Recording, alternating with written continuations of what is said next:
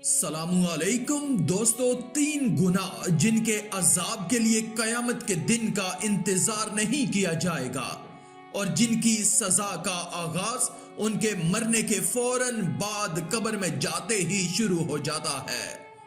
دوستو، اگر یہ ویڈیو آپ کو پسند آئے تو کمنٹ میں استغفار لکھ کر اللہ کی قدرت چینل کو سبسکرائب کر دیں۔ شکریہ۔ دنیا میں انسان کا سامنا دو ایسی حقیقتوں سے پڑتا ہے جن کو تسلیم کرنا اس کی مجبوری ہوتی ہے۔ ایک اس کا دنیا میں آنا جس میں اس کی رضا شامل نہیں ہوتی، اور دوسرا اس کا دنیا سے جانا یعنی موت، جس کا حکم بھی اللہ کی جانب سے ہوتا ہے۔ انسان کی مرضی کا کوئی عمل دخل نہیں ہوتا۔ اسلام کے مطابق موت انسان کی دنیاوی زندگی کا خاتمہ ضرور ہے، مگر موت کے بعد کے مراحل کو بھی قرآن میں تفصیل کے ساتھ بیان کیا گیا ہے، جس کی روح سے انسان کے اپنی زندگی میں کیے گئے اعمال کا حساب اس کو مرنے کے بعد دینا پڑے گا۔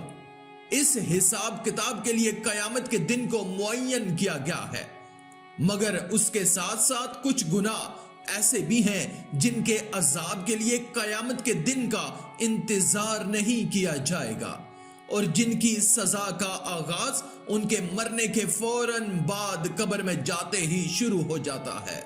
نبی کریم صلی اللہ علیہ وآلہ وسلم اپنے بعض صحابہ کے ساتھ دو قبروں کے پاس سے گزر رہے تھے کہ اللہ تعالیٰ نے آپ کو ان کے حالات سے آگاہ فرما دیا کہ ان کو عذاب ہو رہا ہے۔ آپ صلی اللہ علیہ وآلہ وسلم نے اپنی امت کو متنبہ کرنے اور ڈرانے کے لیے صحابہ کو بتا دیا کہ ان دو قبر والوں کو عذاب ہو رہا ہے، اور جن گناہوں کی وجہ سے عذاب ہو رہا ہے، اللہ کی توفیق سے ان کو چھوڑنا اور ان سے بچنا بھی زیادہ مشکل نہیں ہے۔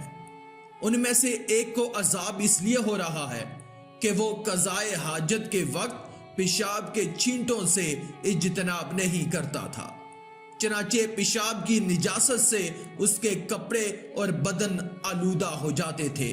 نیز پیشاب کرتے وقت پردہ نہیں کرتا تھا، جبکہ دوسرا شخص لوگوں میں چغلی کرتا پھرتا تھا، جو لوگوں بالخصوص رشتہ داروں اور دوستوں کے درمیان عداوت اور دشمنی کا سبب بنتی تھی۔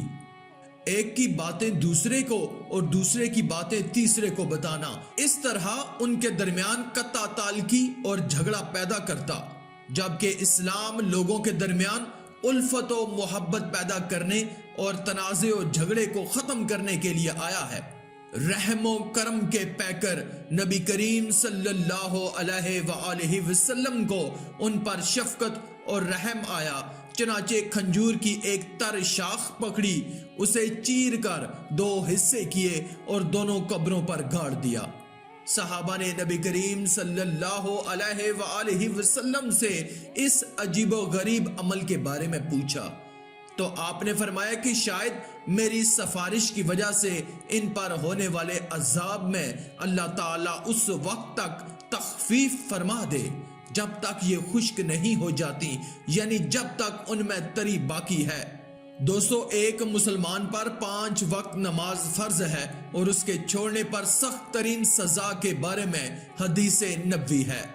جو نماز کے معاملے میں سستی کرے گا، اللہ تعالیٰ اسے 15 سزائیں دیں گے۔ ان میں سے 6 دنیا میں، 3 موت کے وقت، 3 قبر میں اور 3 قبر سے نکلنے کے بعد ہوں گی۔ قبر میں 3 سزائیں یہ ہوں گی، اللہ تعالیٰ اس پر اس کی قبر تنگ کر دے گا اور قبر اسے اس طرح دبائے گی کہ اس کی پسلیاں ٹوٹ پھوٹ کر ایک دوسرے میں پیوست ہو جائیں گی۔ اس کی قبر میں آگ بھڑکا دی جائے گی، جس کے انگاروں میں وہ دن رات الٹ پلٹ ہوتا رہے گا۔ اس پر ایک اژدہا مسلط کر دیا جائے گا جس کا نام الشجا القرا ہے، یعنی گنجا سام۔ اس کی آنکھیں آگ کی اور ناخن لوہے کے ہوں گے، ہر ناخن کی لمبائی 1 دن کی مسافت کے برابر ہوگی۔ آخر میں اللہ رب العزت سے دعا ہے کہ اللہ ہمیں نیک اعمال کرنے اور برائی سے بچنے اور بچانے کی توفیق عطا فرمائے، آمین یا رب العالمین۔ آج کی اس ویڈیو میں تھا بس اتنا ہی. مزید اسلامی ویڈیوز حاصل کرنے کے لیے اللہ کی قدرت چینل کو سبسکرائب کر دیں اور ساتھ میں موجود بیل کے آئیکن کو دبا کر آل پر کلک کر دیں. شکریہ.